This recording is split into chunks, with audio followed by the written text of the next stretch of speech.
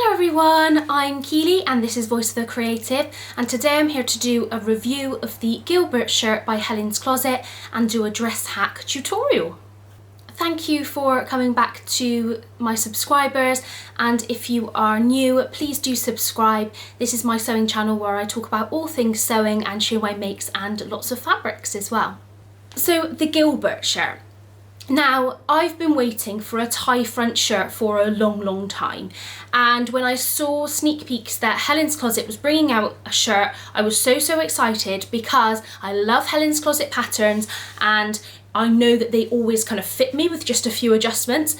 You may have seen loads of versions of the Gilbert top on Instagram already, but it's no secret, I absolutely love this pattern. It makes me feel really cute and stylish, and I actually think that the hacking opportunities are just endless, and I'm really excited to explore that a little bit more. So first of all, I'm going to talk to you about the pattern and my experience of it, and then I have got some clips of videos, which is a tutorial for how I created a dress hack version. My dress hack version is here, so we'll come on to this one in a few minutes. So why did I choose to make the Gilbert top? So firstly, really love the variations. So you've got a short sleeve version and a long sleeve version. You also have a tie front version and then just a kind of a more A-line version. And I will pop in the line drawing so you can see. I have been wanting to get more into shirt making and making things with collars for a little while, and I have been kind of working on that, but this was a perfect opportunity. And one good thing about this pattern, which I think is really positive, it's really lovely and soft. It's not got a collar stand, and I think that that's really good in terms of ease of making, but also in comfort. It feels very comfortable around my neck, which is always a good thing. It's also the summer. I think this is a really lovely summer make, and it allows me to kind of step up my game with woven fabrics a little bit more as well, which is also something that I'm looking to do. I always feel very comfortable with jersey, but woven fabrics take a little bit more patience and a little bit more effort with the fitting, I think, and this was a really good opportunity to step up my game. In terms of the pattern, it comes in a B cup and a D cup, which is fantastic if you do have a larger bust, and overall the sizes go from 0 to 30, so a massive size range there, so hopefully everybody will be able to have a go at making the pattern. So size wise, I fell into the size 12, so that's the size I just decided to make. So for that one, the high bust is 36, which matches my high bust. The full bust is 38. I've gone up a little bit more recently, so mine fits there too. Waist is 30. My waist is hovering between 31 and 32, but I thought it'd be fine because it is quite loose fit there. And then the hips is 40, which again, if it was tight fitting, wouldn't fit me because my hips, my widest part is 44, but I knew that this was loose fitting and it didn't quite cover my hips, so it's fine there. I decided to make view A, which is a tie front and then the shorter sleeves. And then in my hack version, it didn't really matter because I cut it at the waist. I am yet to make view B with the longer sleeves. I'm kind of dubious about that one with the longer sleeves because I think the sleeves will get in my way. I do so many creative things, like if I'm not sewing, I'm drawing or painting or gardening, and actually I don't know that I would get away with those sleeves. They just get in the way. This is why I've kind of gone for the shorter sleeve version. So one thing I really liked about this is the version A only requires 3 shirt buttons, version B requires 5 shirt buttons, so a few less buttons than I'm kind of used to, which is good. And this works in light to medium weight woven fabrics, so you could try like a cotton lawn. I've made this in a viscose. I've made it in a viscose twill, which is my dress hack version, and there's lots of linen versions out there as well. I much prefer lighter weight fabric just because that works for me better. I like the drape of it, but there's so many opportunities to make it in different fabrics, and I'm excited to explore that as well along with my next few makes of the pattern. So for my version of the pattern, so with the short sleeves and tie front, it requires 1.5 meters of 150 wide fabric. So I managed to get a Donovan skirt, a shortened Donovan skirt, and this out of 2 meters of fabric. So I think if you skimp and kind of save, you could probably get it out of less. I did make a shorter sleeve version, so that's probably why I was able to do that.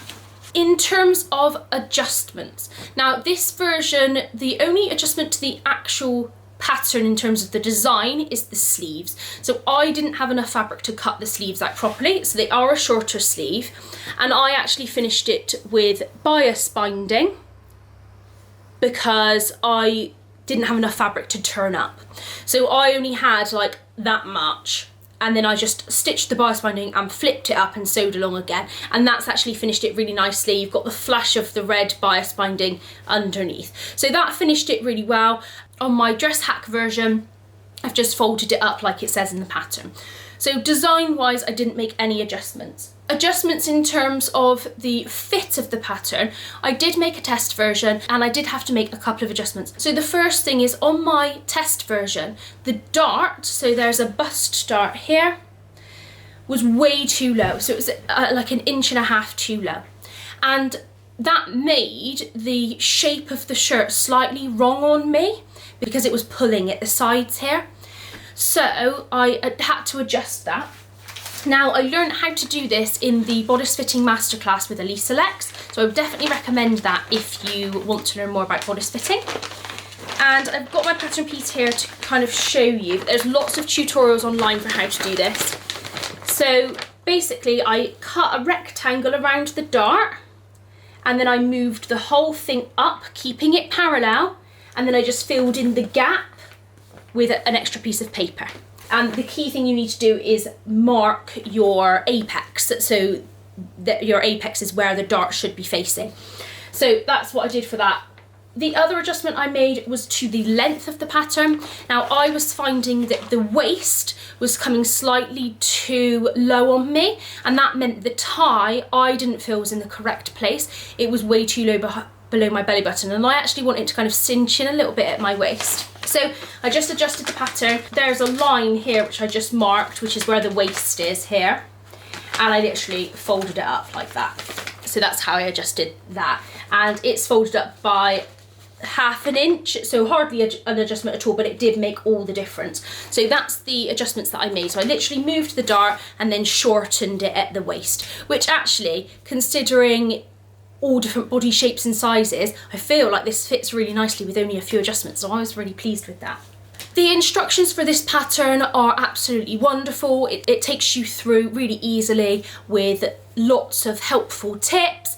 It guides you through the burrito method, how to finish edges. Everything I think that you need is included there. Even though this pattern is listed as an intermediate, actually Helen's got really great instructions. So even if you were a beginner and you wanted to make this, you might need a little bit of hand-holding, you might need to search some things online, but actually the instructions are there, you just kind of need to follow them, which for me is really, really helpful. And the finish on the shirt, after following those instructions, is beautiful. Like, I took my time to do everything carefully, but it turned out really nice, and it did on my dress hack as well. It is nice to have something that I've taken my time on. Now, I did make a massive mistake on this shirt, and it was not the fault of the instructions. When I was attaching the collar, the front bodice, oh, it's this side, the front bodice got caught into the collar, and then I trimmed it. So I did have a massive slash line here, and if you follow me on Instagram, you will have seen pictures of this already because I put them up there this week. My Instagram is @voiceofacreative if you don't follow me already on there. So I just had to fix the slash line with, I've got a little bit of embroidery there, and I did just stitch over it with a zigzag stitch. But it's under the collar, so you don't notice. But that was just lucky because I was so disappointed when I saw that I'd basically attached it to the collar and then cut a massive slash in it. But it's turned out really nicely, and I'm really pleased with this one as well. So overall, I didn't have any problems making the shirt. I would say the most difficult bit was the actual tie front in the hem. So you have to do a really tiny hem, and you've got to fold it over and obviously follow around the curve, do it at the end, and then follow it round the rest of the shirt. So I would say that that's the most difficult part, is very fiddly. And what I did is I actually sewed a row of guiding stitches. I think it's you fold it over 0.5 and you fold it over 0.5 again.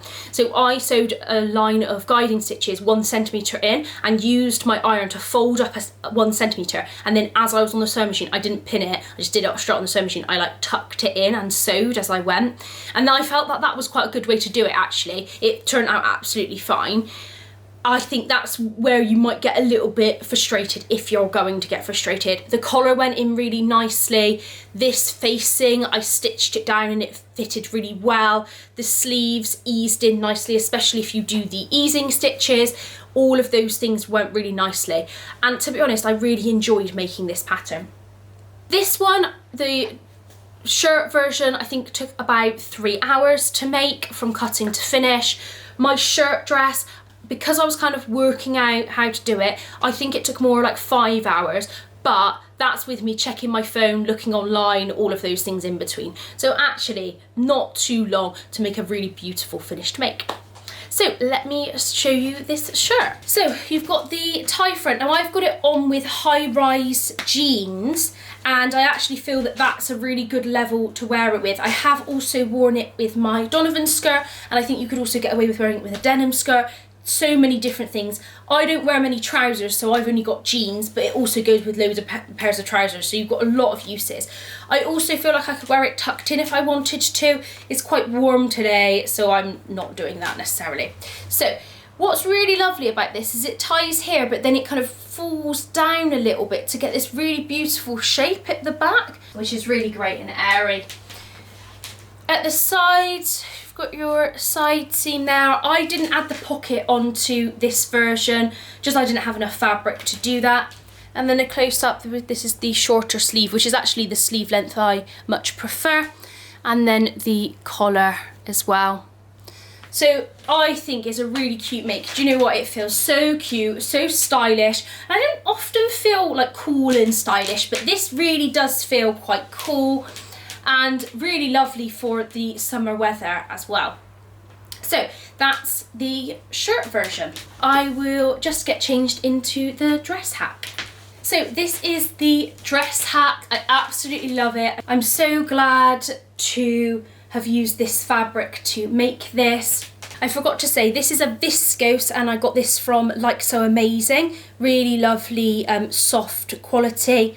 And this fabric is the Mind the Maker viscose twill, and I got this from Lamazi Fabrics. So slightly heavier weight this is, but it worked just as well. So really love this. I am so pleased with it. So what I basically did is make the shirt down to the waist, so the top down to the waist, and then I added on a skirt. And I only had 2 meters of fabric, so I couldn't just lengthen the shirt. I added on the skirt piece. So you can see there's a seam line here. So I cut the shirt pattern at the waist, and then I added on, this is the Donovan skirt, and I literally matched them together. And they were, happen chance, the same width. And you can see I've got my 3 buttons to here, and then it's just stitched and attached. And then at the back, again, it's the skirt attached. But what I did do is add some elastic sewn in at the back to just bring it together at the back, because I was finding it was bagging a little bit and there wasn't room for my bum when I was linking it together. The ties, these are the ties from the True Bias Shelby dress. So that's the ties that I use because I really like those ties, and I've just stitched them into the side seams there.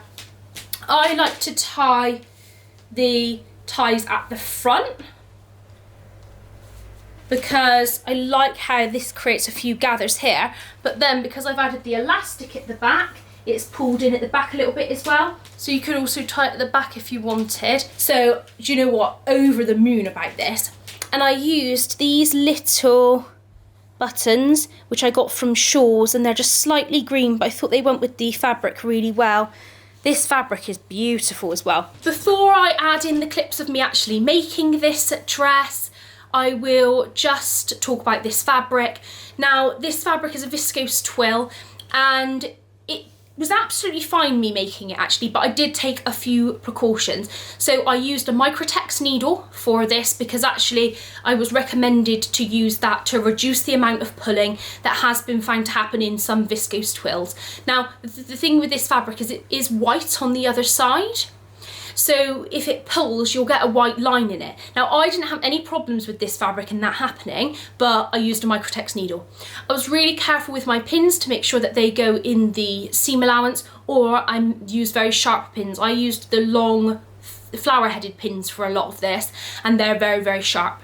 The other thing is I tried ironing it first on a very high setting and I thought it would be absolutely fine. It was not fine. It didn't melt, but it started to discolor the fabric. So I actually turned it down. So just on a test piece of fabric, test the setting. So I actually had it just on my iron a little bit hotter than the synthetic setting.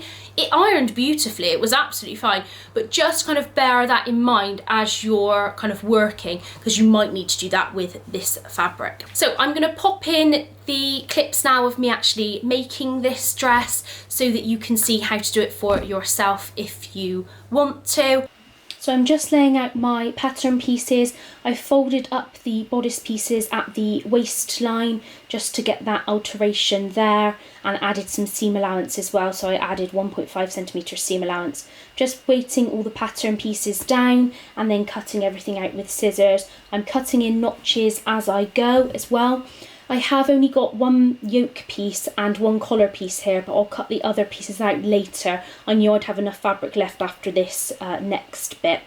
So just cutting all the notches in and moving all the pieces, making sure I've got everything cut out nice and neatly, and making sure everything's laying flat with this fabric as well.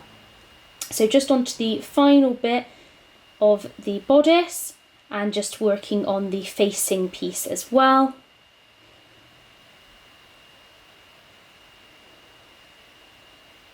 So now I'm just moving the fabric up. I'm going to cut the skirt pieces. So I'm just folding it over enough to do the skirt pieces. I'm just measuring it to check that it's on grain. So I'm using the Donovan skirt and I've just compared the bodice to it to just make sure that it matches, and it matched fine. And then cutting now the back piece of the skirt. So always checking that it's level and on grain, and just checking the back piece to it as well, and just cutting that out now.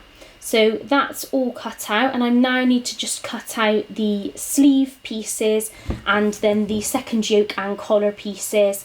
So I'm doing a shorter sleeve, so what I've done is just placed the pattern piece on and then I'm folding it up to get the shorter length later on.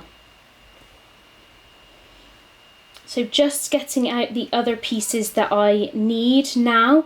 So I've got the tie piece here from the True Bias Shelby pattern, and then I'm just folding over to do the yoke and collar piece to get those cut out. Managed to get everything out of the piece of fabric, which I was really pleased with as well. And now just doing the tie. So I'm cutting 2 ties out, one to go in each side seam.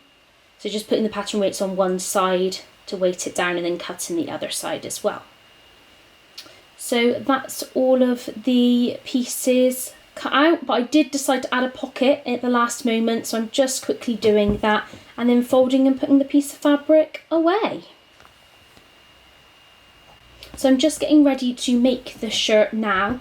So first of all, I'm just sewing the back yoke pieces to the back of the shirt, so just pinning that in place first of all. So the back of the shirt is sandwiched between the 2 yokes, and I'm just sewing this together on my machine, making sure it's all matched up.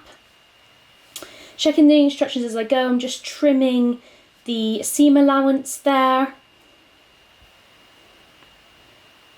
and then adding in a label onto the back yoke. I'm really pleased that I remembered to do this. So this is quite tricky. I sewed it on first and then it went wrong, so I did have to unpick it. And then I used the method that Joy has used on her Instagram and in a video I watched, and that is to use washi tape to actually stick it down, which is what I'm just getting out now.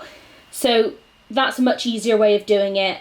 I had to redo it, so I should have just done it that way in the first place. So just stitching that on now, and then you just rip off the washi tape, and there is my label on.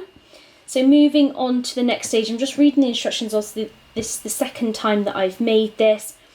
So I have already sewn my darts into this. So I'm just securing the 2 front bodice to the back, first of all at the shoulder seams, and securing the facing pieces to the other side, which is all clearly laid out in the instructions as well. So I'm just aiming to get the shirt piece put all together so I can move on to the next stage. So now working on the collar, so just pinning that together. I've already interfaced my pieces and just making sure that's neatly matched. Then I'm just sewing round the outside edge, so really easy to do, and then pivoting in the corners. There's a really good tip for this in the instructions as well. Trimming my seam allowances and then turning my collar in the right way using my Merchant & Mills point turner to do the corners. And I'm just off ironing the collar piece now. So that's sorted, and then I decide to iron the back yoke and everything as well. So just making sure everything is pressed and ironed as I go. So I am batching tasks a little bit to make it a little bit quicker. Then just doing the top stitching on the collar. And now I'm on to the burrito method. So it did take me a while to remember how to do this. I got really confused. The diagrams are absolutely fine, but it does get a little bit confusing. So first of all, I'm just attaching the collar and trimming the yoke seam allowances. So that's the first stage. I had to keep checking the instructions in case I got confused. I don't know why, I just couldn't get my head around it this time. I did it fine last time. So the collar's all in, so just sewing that in first. It's just a row of basting stitches to the front yoke, and then you use the burrito method to join it together, and then the collar becomes trapped in between the 2 pieces. So now I'm just laying it out to do that, and I've rolled it up and I can't quite work out how it works. So then I unroll it again and then I roll it, and eventually I worked it out. I don't know why I got so confused this time. It was easy the last time. And then just pinning that together around the collar, and just really carefully checking that I haven't got the front bodice or back bodice tucked in this time, because obviously that was a mistake that I made the last time, which is quite tricky. So just finishing off pinning now, and then doing my final checks so that I can sew it. So it's just sewing round the collar now to join all the pieces together. And just trying to do that really neatly, taking my time to do that.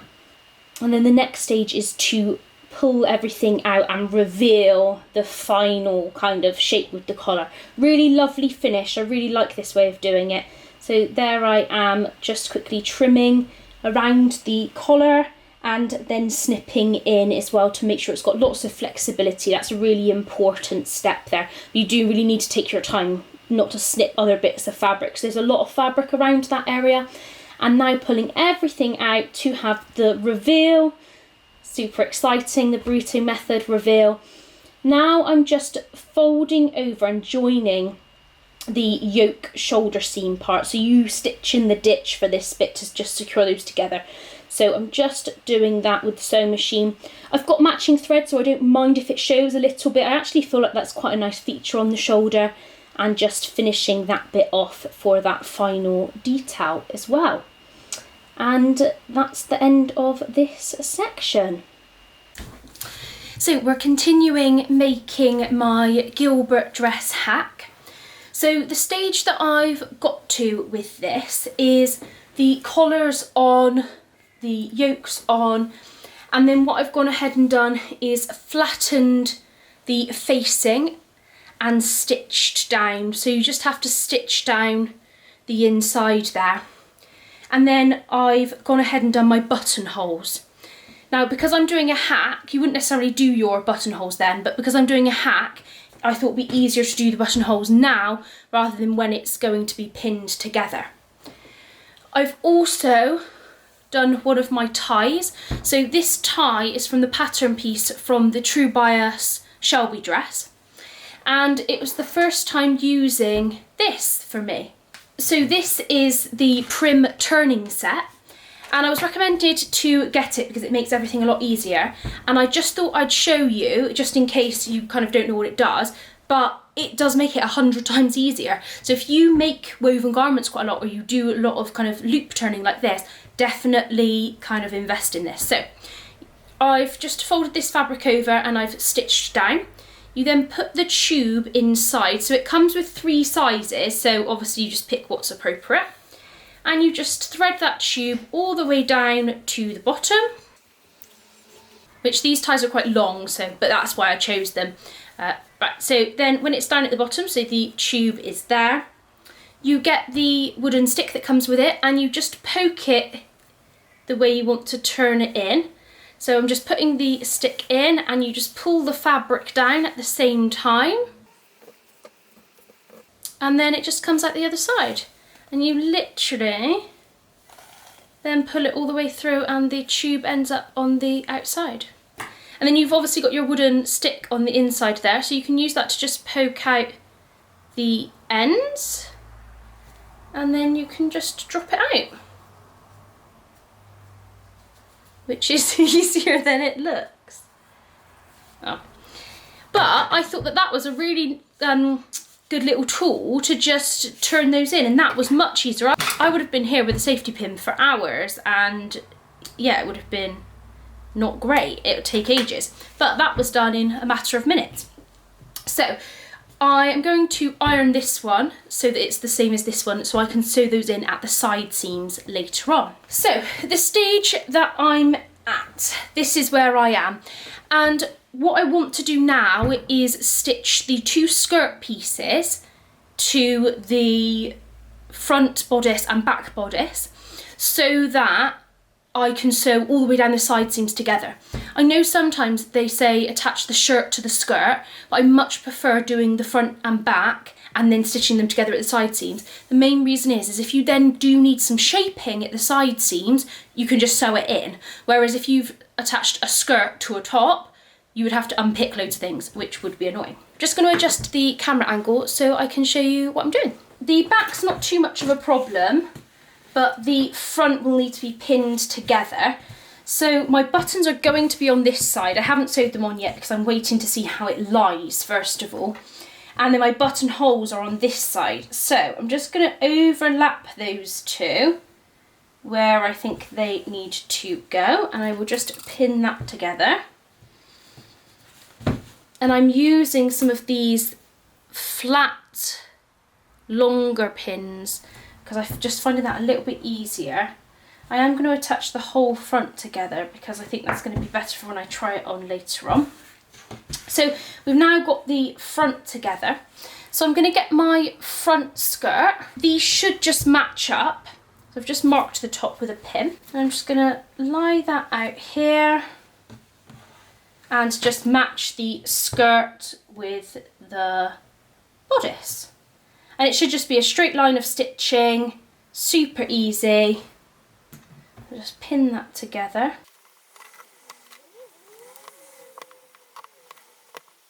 So my skirt is a little bit bigger, but that's because I did add a centimetre on, and so I'm just taking that centimetre off again, basically. So, I mean, basically don't add any on in that case. Oh, see, this is a hack, so I'm just kind of making it up as I go along a little bit. I have thought it through, but obviously, I know I've used relatively expensive fabric to do that, but otherwise I sometimes don't make it again, and then I know that it will turn out nice regardless, so, you know. Right, so that's all attached. So that is the bodice front, the 2 pieces of shirt attached to the skirt on that side. And then we just need to do the same at the back. So I've got the back of the shirt here, and then I've got my back skirt piece. Again, I've marked the top with a pin.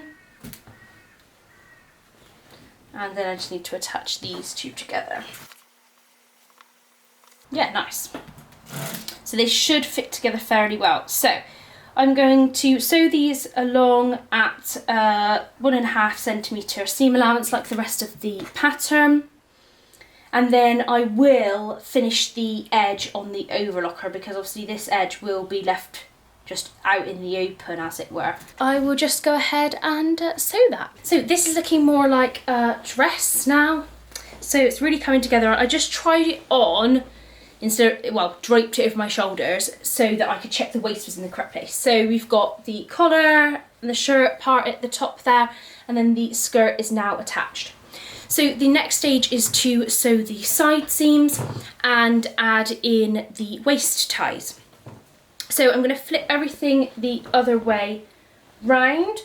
One thing that I am going to do is the skirt didn't quite match up on the bodice, so I'm just going to trim it so it matches. I'm going to try and do the same angle on both sides. You could be more accurate than this, but you know, it's going to be fine. So just a little bit of fabric off. So now we need to pin down the side seams. So the side seams, the waist ties are just going to go in by the waist seam. So I'm just going to pop them on the top of the seam just there, just so it's above it. And then just secure that together with a pin.